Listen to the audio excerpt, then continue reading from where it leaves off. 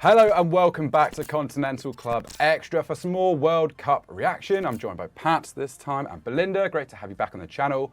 And we're looking at the France-Denmark game where the defending world champions became the first team to get out of the group stages. Belinda, I'll come to you first. A pretty good performance by the French, all things considered. It could have been a very tricky game. This was meant to be Olivier Giroud's big moment, wasn't it, to break that record for France. 51 goals in 115 games coming into this, tied with Thierry Henry, but it wasn't really his day, and kind of the show was stolen by someone else. Yeah, I think it wasn't a great game for Giroud, like you said, taken off at around 63 minutes without really a shot on target. But I guess that's what's the most scariest thing about France is not just the quality on the pitch, but the quality in the depth as well, right? So they can sub off Giroud and bring on Thuram. They can, sub off Dembele and bring on Coman. And there's enough on the pitch where there's still going to be goals, throughout that front four. And yeah, like I said, Mbappe is just the star, isn't he? He's a showman. He knows what the stage is. I think it's like 7 World Cup goals already at 23 years old. Wow. Yeah, crazy. So great performance from him. Great goals from him. Like I said, he's the star. Griezmann as well, right? What a performance from him. Yeah, you're completely right. I mean, France do have so many options running through that. And Mbappe, yeah, really good game for him today. 6 shots, 4 on target. Went for that selfish hat-trick at the end. Maybe should have scored in the first half as well. Really at that point, France were dominating. But if we just dig into Griezmann a little bit, because arguably Griezmann is having a more important effect on this French team at the moment in his general link-up play and what he's doing in that hole. He's always been a big fan of Deschamps. I mean, what did you see in Griezmann again this game? He's a type of player I really, really, really like because he sits in that pocket and his first thought every single time he picks the ball up is, how am I going to play someone in here? How am I going to flick the ball on? And it's always so quick and efficient as well. He doesn't dilly-dally on the ball, and it's those third-man runs he makes into the box as well that really just, make trouble for the back four of the other team. So, yeah, quality player. And he's one of those players I think people all often write off because he's maybe not as consistent, or we don't think he's as consistent as what he could be, but every tournament for France he turns up and he's always there and he's always impactful.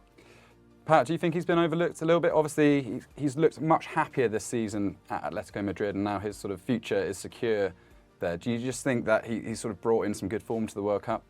Well, I mean, he's also kind of had the right run-up, right? As in, he's played regular football, but he hasn't been playing full games, as has been widely publicised. So he's relatively fresh. But also it's this role that suits him, and we talked about this the other day, how maybe Benzema being out maybe helps him a little bit, because Benzema kind of does want to drop off and not play like that conventional target man, which Giroud will do.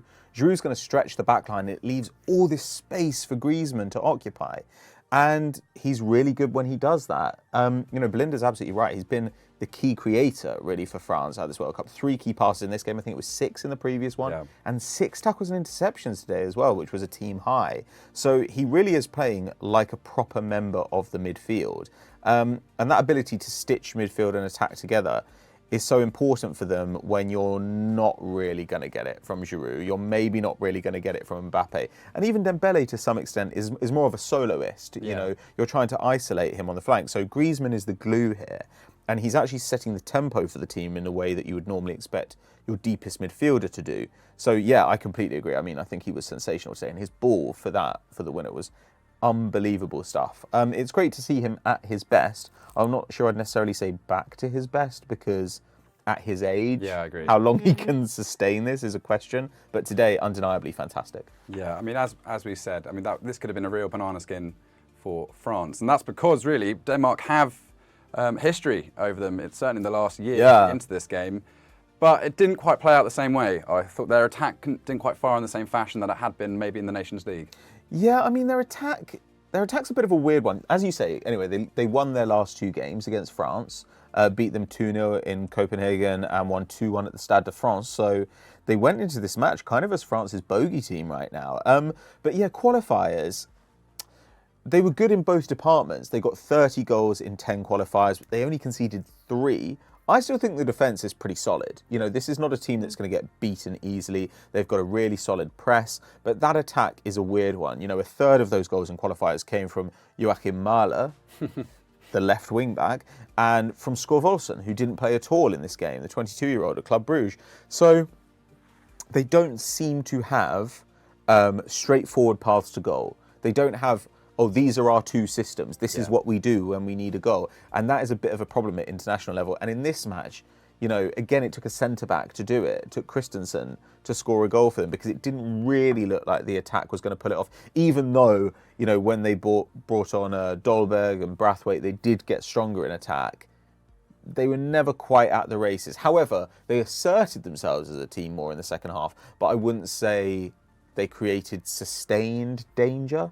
I don't know, maybe you guys think that's a little bit unfair, but I've been slightly disappointed by Denmark at this World Cup, I think, relative to the Euros. I completely agree with you. That second half, they did bring it a bit better. I think they had 8 shots. They matched France for shots in that half. But yeah, you've got to... The underdogs in these matches have to take their moments. Yeah. And then they're failing to do that at the moment. I mean, Lindstrom, Brathwaite both had big opportunities to get Denmark sort of level. And they did so well to come back after going 1-0 down. It did look a little bit ominous for them at that moment. But yeah, I mean, what do you think about Denmark's chances going forward? Because with Cornelius leading the line, don't get me wrong, it's an honest forward, but he's certainly not at the level perhaps that some of these teams will need to go deep into this tournament. They now have a real banana skin coming up against Australia, who pulled off that excellent win against Tunisia. Really gutsy performance. Great goal by Mitchell Duke. Great header. One of the best you'll see at this World Cup, I'm sure. And they sort of dug in. 4 saves from Matt Ryan. Tunisia had 9 shots in the box but couldn't outmatch them. And the Socceroos are in an amazing position to get out of the group stage. That was their first win in a World Cup since 2010.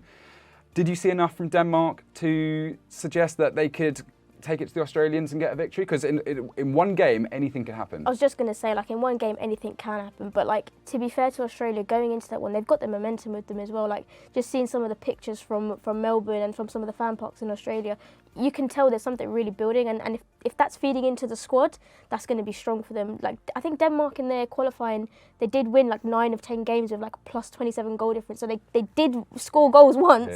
But, you know, no goals against Tunisia. 1 today, like I said, from the centre-back.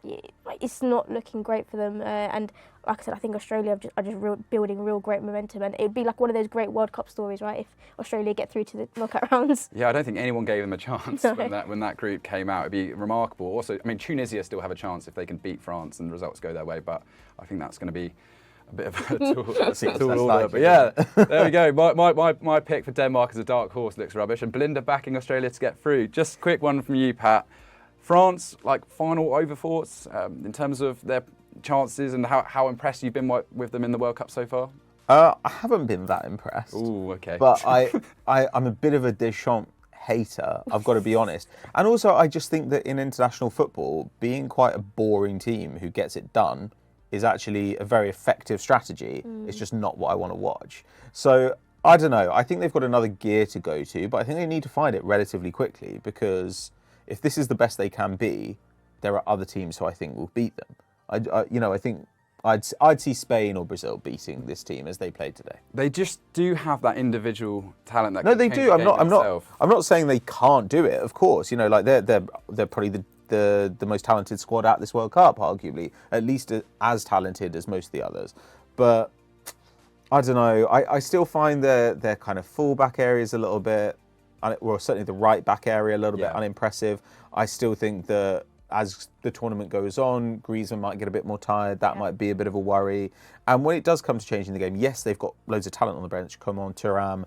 But is that as good as the players Brazil have got on the bench? Yeah. I don't know. All right, there you go. What do you make of France at this World Cup so far? Can you see Denmark getting out of this group in that crunch match against Australia? Let us know in the comments down below. As always, make sure you subscribe to the channel, hit the like button if you enjoyed this video, and stay tuned on FD for more World Cup reaction later today. Bye-bye.